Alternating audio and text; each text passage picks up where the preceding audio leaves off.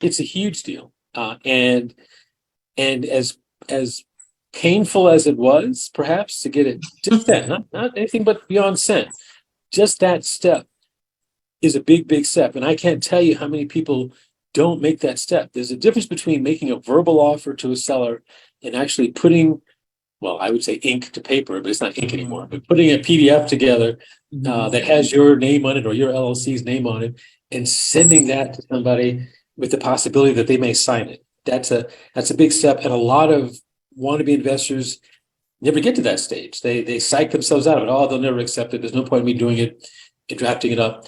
And even if you didn't think that they were going to accept it, just the act of sending it out is a big deal. It's a big step. And we acknowledged that step. I try to acknowledge that step every time someone takes that first step, because it is a big one. So congratulations for that. And a few people here in the group acknowledged your sending of that.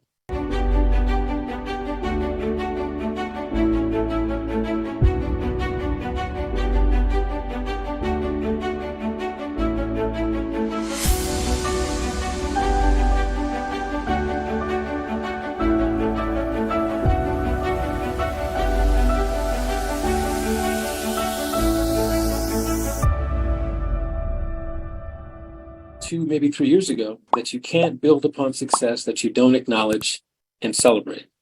And I didn't want to believe it, but I acknowledge that it is true, that if you just move on to the next thing and don't acknowledge what a big deal it was to do whatever that thing was that you'd never done before, then you can't really leverage that to take the next step. You haven't really acknowledged it. You haven't experienced it fully. And so you got to celebrate your successes, even if they don't feel like successes to you. If you've never done it before, it's a success. If you've never picked up the phone and talked to a seller in your life and you do that, that's a huge step. I can't tell you how many people never get to that step.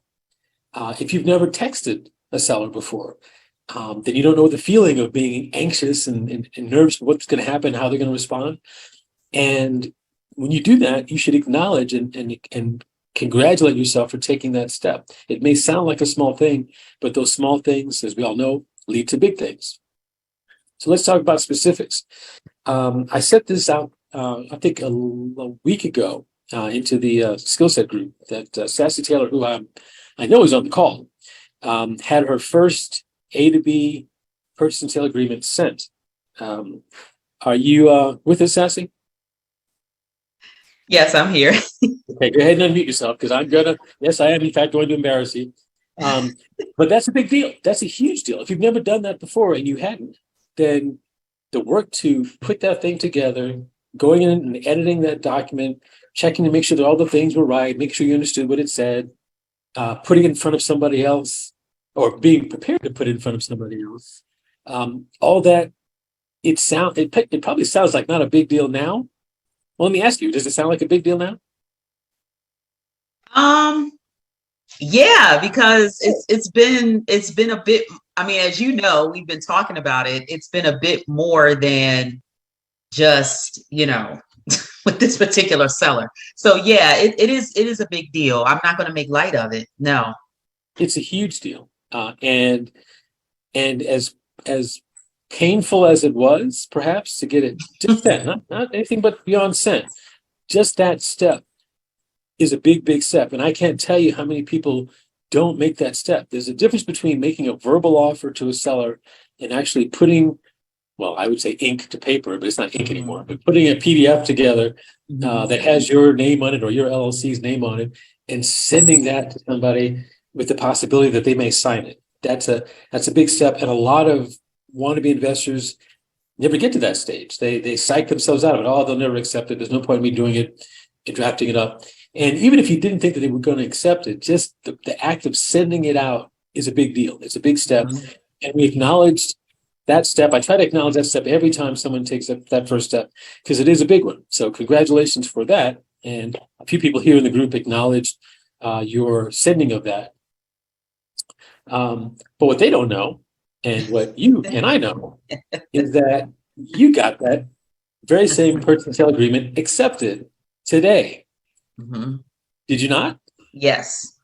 That is massive. That is huge. And yeah, and I said this to you in the last couple of days. Have you made a penny out of this transaction yet? No.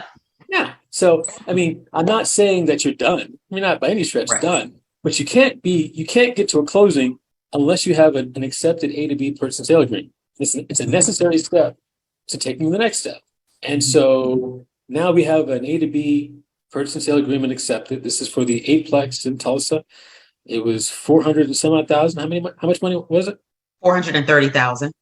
$430,000 eightplex. So nearly $500,000.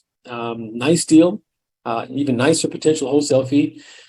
Tired landlord. Mm-hmm. So you did all the things that you're supposed to do. You sent an offer, not knowing if it was going to be accepted. You worked really hard to get it accepted. But all that struggle is part of the I hate to say it, but it's part of the joy of being an investor. Yeah. It is the thing, right? Yeah. So again, I think it's a big deal that you acknowledge that was accepted. I'll mention that in the group, but again, it just happened like in the last several hours. So, but yeah, that's a big deal. And now, of course, the next step is going to be, as Souley and Jason know, we're going to protect all the time and effort you put into getting this thing accepted by recording in the county of Tulsa something called an affidavit of agreement that basically says we just got our agreement accepted. We have, if you will, first dibs on getting this thing closed. And that's how you protect yourself from other people trying to steal your deal. Okay. We have the paperwork. I think it costs, remind me, Jason, $15, $14, something like that. Or Souley. It was $22. Yeah, okay. It's not super expensive. Yeah. But it's crazy having spent as much time as you did trying to get this thing under agreement. It's crazy not to spend the money to protect your investment. Mm-hmm. Because what you don't want is someone else trying to close. And the premise is this document that you're going to submit for recordation gets put on public record and attached to the legal description for the property. Okay. And the premise is that if someone tries to close, that's not you. When they pull title, they'll see this affidavit that says, hey, there's this other agreement that's already been accepted. Mm-hmm. And it'll cloud the title, and the title company will have to pick up the phone and call you and say, hey, we're trying to close this transaction, and we see this document that's clouding the title. Can you take it off? And you're going to go, no, because I had an agreement with that seller to get this thing done.